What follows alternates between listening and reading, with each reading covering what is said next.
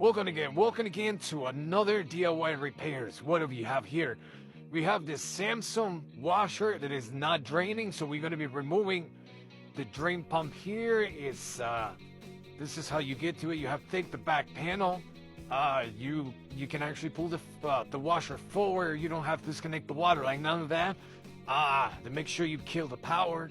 But yeah, this one here has a couple screws and a clamp. You make sure to take out the screws, and then you can actually remove the clamps. For the clamps, you don't really have to use any pliers. Samsung made it really easy. Or you can use your hands. So this is, I'm taking out the hoses. That one hose is for the drain hose, and then the other one actually goes inside the top.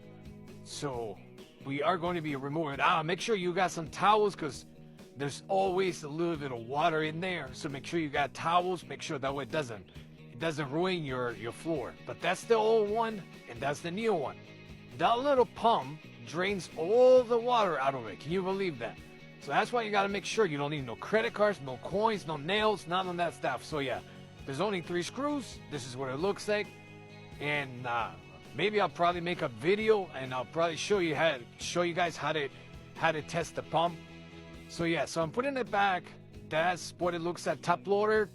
Yeah, this right here, that's how it gets power down to the motor. This one actually uses electric motor. Then you have the hot and the cold water, and that's the drain hose.